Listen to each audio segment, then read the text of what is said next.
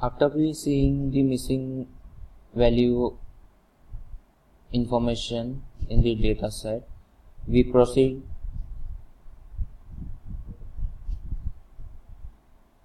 to check the unique values of all columns of the data set. So I just see what are the columns again by sample.column, and then write a function to check the unique value count for each attribute in the data set, right? Excluding the dummy column that we created named target, right? So function unique counts, taking the data frame and then iterating to each columns except the last attribute, and then count the unique values and then print that count.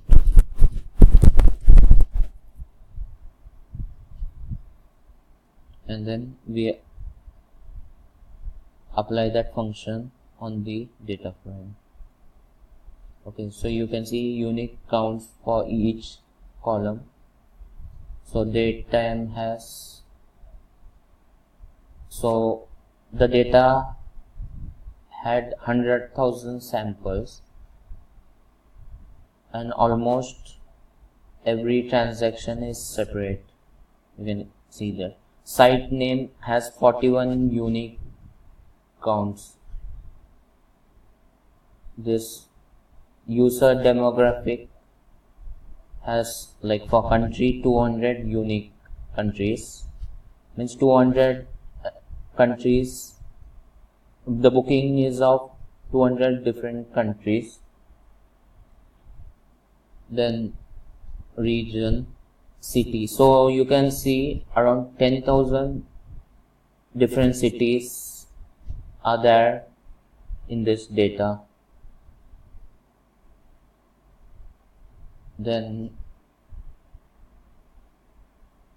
channels. So 11 different channels are there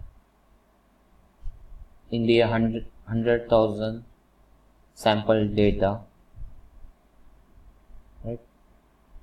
Then after we see the unique count for each column, let us see if there is any pattern in the choice of number of rooms preferred by customers who ended up doing booking and who haven't booked. Okay, so I use cross tab, wherein the two arguments are first booking and the search room count. So you can see from this output, you can see that those who have done booking stick to 1 or 2 rooms,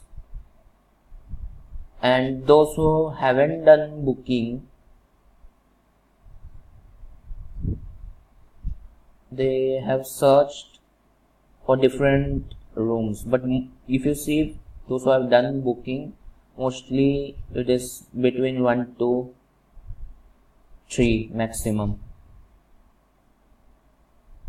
Okay, then next we will see the mean of number of rooms by the booking status, like whether the booking is done, not done, and how many rooms customers searched for. So we group by the room count with respect to the booking and then take a mean. So you can see, again you can see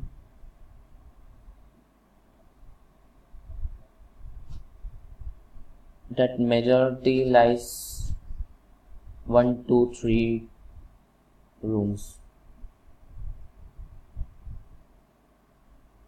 Okay, then after we check this general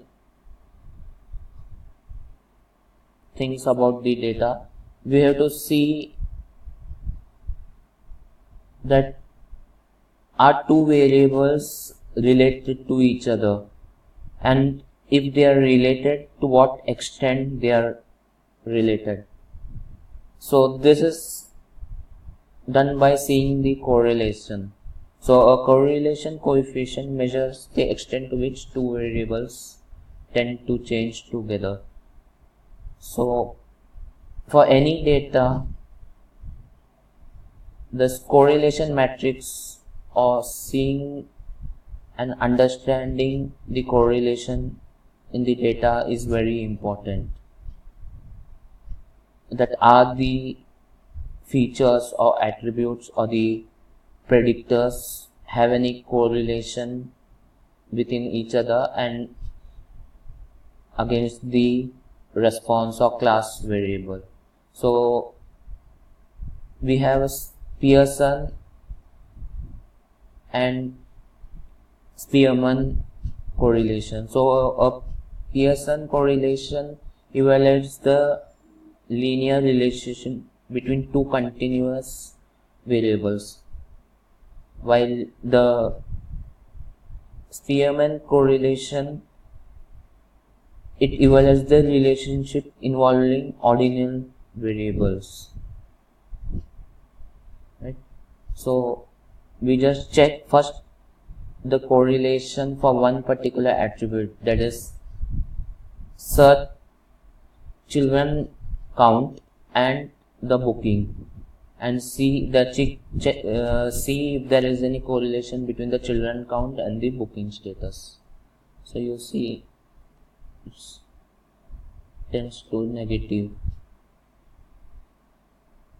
Next, for demonstration, we also see that if there is a correlation between adult count and booking status. So search adult count has any correlation with the booking.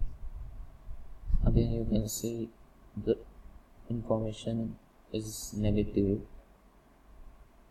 Then we see that the rooms preferred by the customers and the booking status, does it have any correlation? We can see yes, that there is some correlation between customer searching room pattern and the booking. Okay, now to see the complete correlation matrix, we write the data frame dot call function. So you can see that for each attribute you get a complete correlation measure information.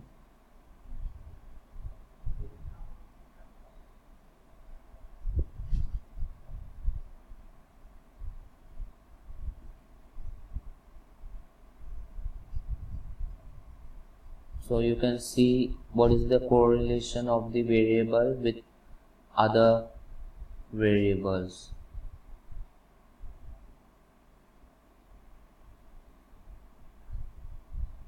After we see the correlation information, then we want to do further detailed exploration of the data to get more insight and get more information that what is this data all about, what is the distribution, what is the descriptive statistics, and so on. So first I have selected all integer columns at once with the function select d types, and I specify int 64 to select integer column. If you want to select categorical column, just specify object, and for float just specify float 64. So you can see site name, the continent, user location, country, hotel country as integer columns. So after we take all the integer columns, we would like to do an exploratory data analysis in detail. So for this, I would like to share with you that there is a interesting library called as pandas profiling. This library gives an in-depth data analysis with just few lines of code. So you can generate inline report and so on. This library, there are many other libraries also, but I would like to highlight this library because this library is very useful and very simple. And I have also shown the demonstration of how to use this library.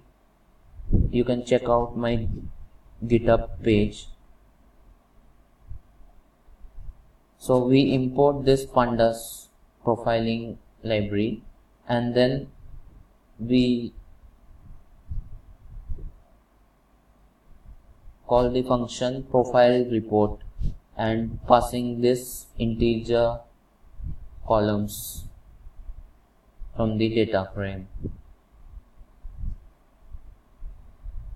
So when you with profile report, you can see that it generates a report. So first the complete data is loaded. So here you can see that you get an overview of the data, like how many variables, what is the number of observation, how many percent missing data. Our data set had missing, but in terms of percentage it is very less. That is why you can't see the information here. Then what is how many numeric variables, how many categorical, how many boolean. So you get the overview.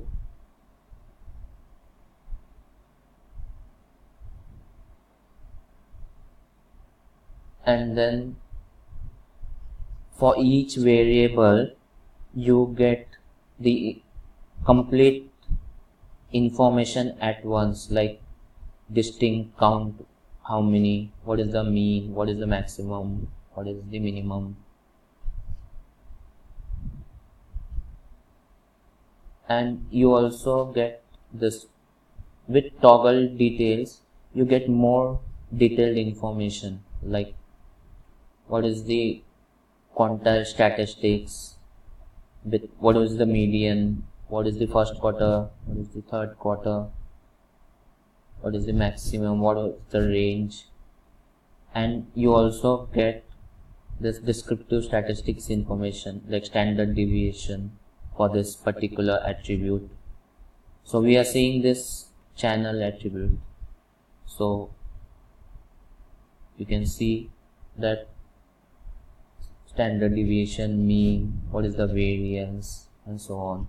And also you get the information. So you have a sub tab that is histogram. So you get directly the histogram